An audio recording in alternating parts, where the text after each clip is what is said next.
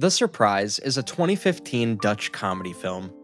The plot of the film follows Jacob, a rich Roman middle-aged Catholic who, after the death of his mother, becomes desperate to die. After a failed attempt at self-execution, he coincidentally discovers an assisted self-execution firm. Yearning to get rid of his miserable life, Jacob signs a contract to end his life when he least expects it. However, his life changes for the good when he falls in love with a woman who has also signed the contract. The film starts with a middle-aged rich man named Jacob Van Allen sitting with his mother on her deathbed. Before taking her last breath, his mother expresses her love for him and passes away. At her funeral, a eulogy explains that she was the founder of the foundation Van Allen and was an influential and wealthy person. Towards the end of the funeral, a chairman of some other foundation approaches Jacob to inquire about his recent donation. He expresses his concern over the donation as it is extremely generous and may lead Jacob to bankruptcy. Unconcerned, Jacob assures him that the donation has been made according to his wish and that there is no mistake in it. He then goes to a forest owned by him and prepares to hang himself to death. However, in the process of trying to kill himself, he gets interrupted by the gunshot noises.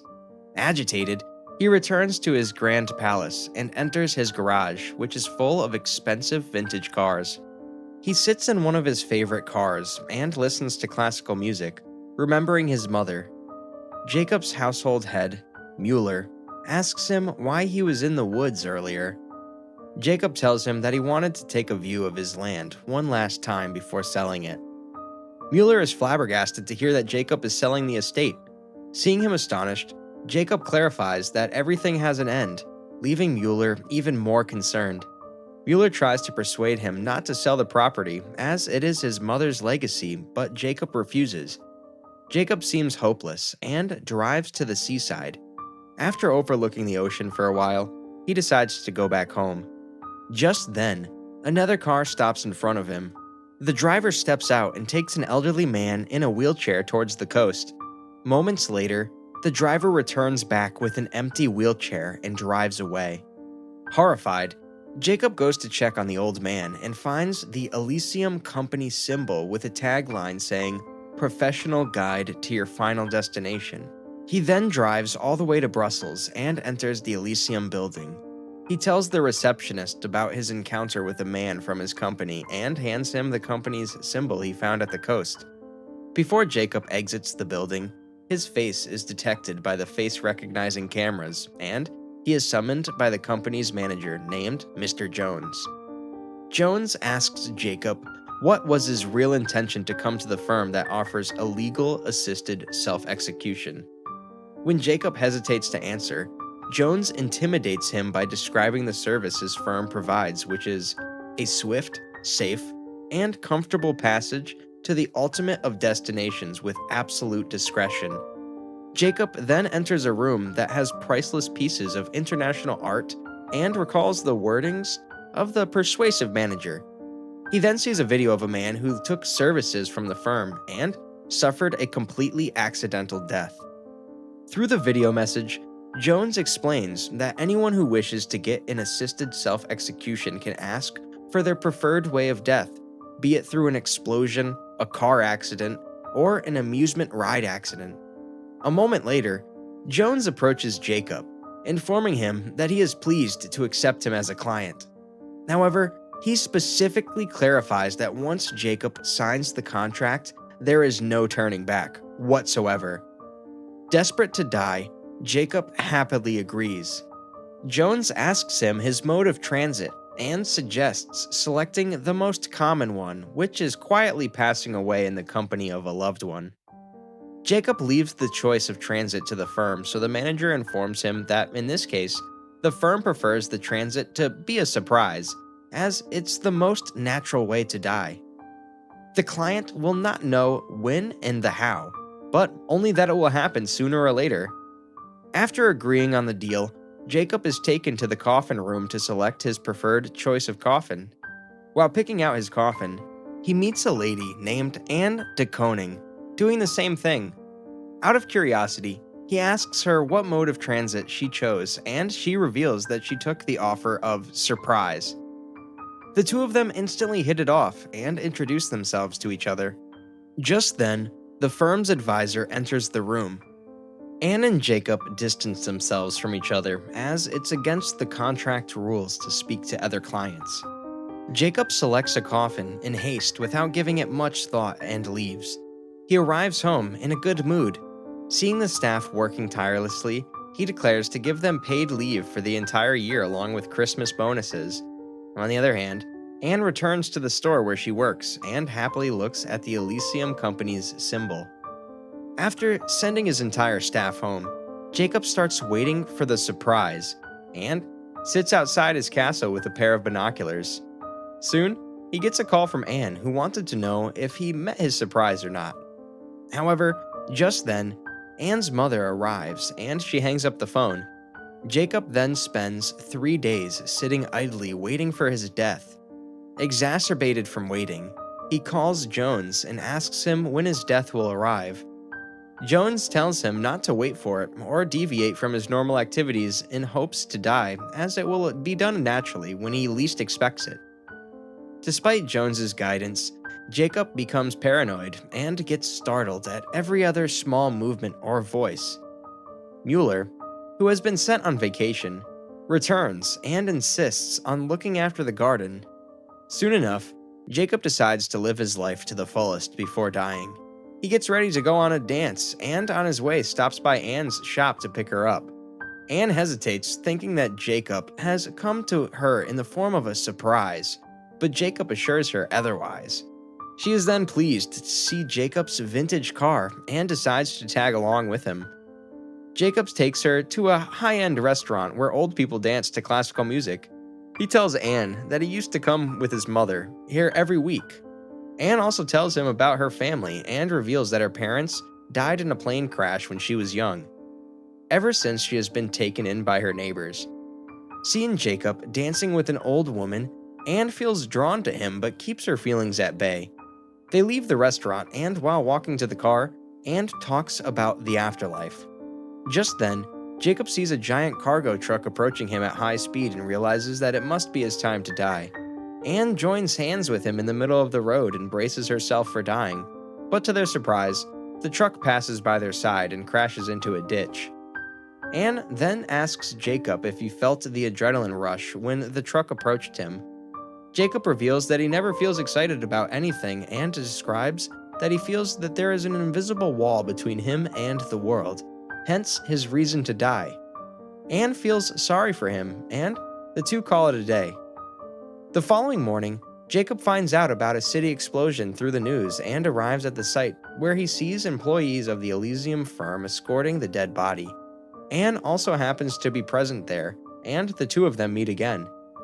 Jacob realizes that Anne is into cars and invites her home to show her his collection of cars.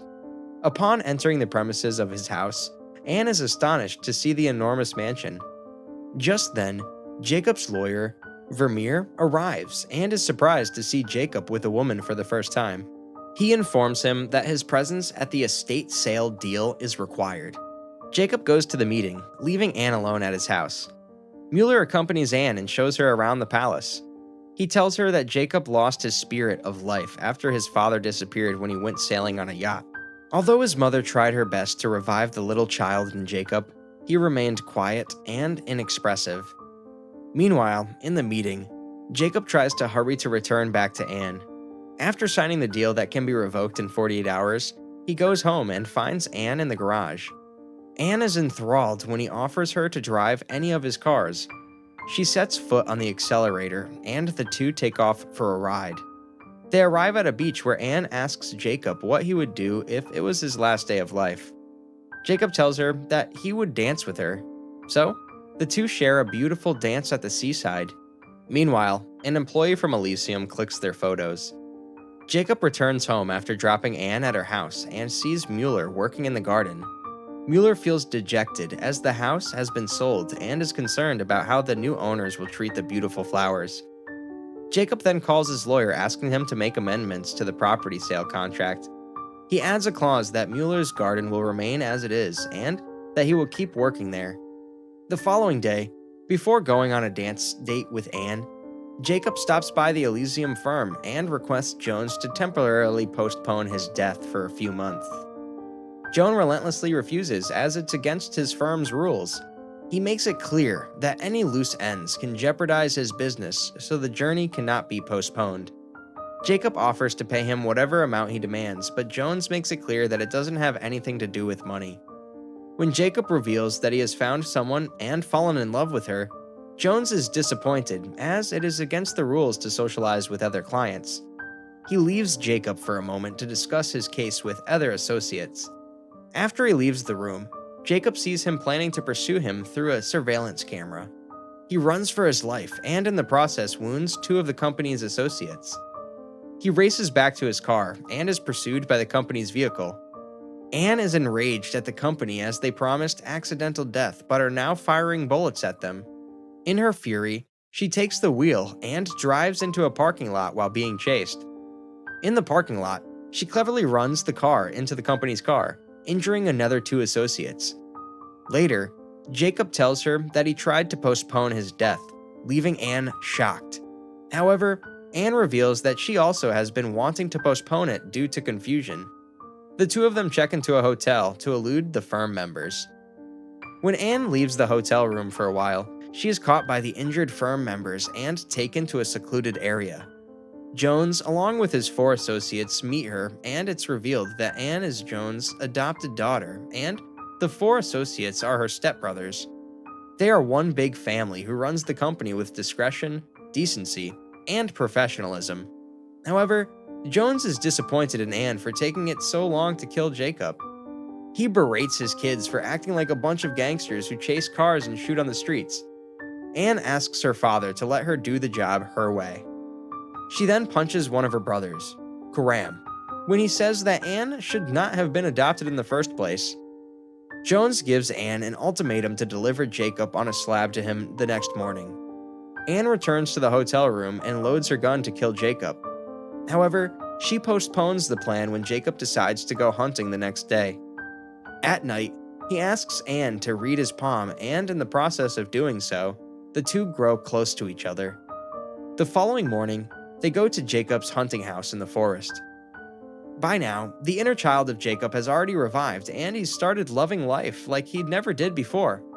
In the process of enjoying it, he discovers a gun in Anne's purse and is stunned to see it. At first, he runs away from her, but then confronts her and forces her to shoot him. Anne refuses and tries to clarify that her feelings and emotions were real. When Jacob shows his rage, Anne kisses him tightly and the two make love.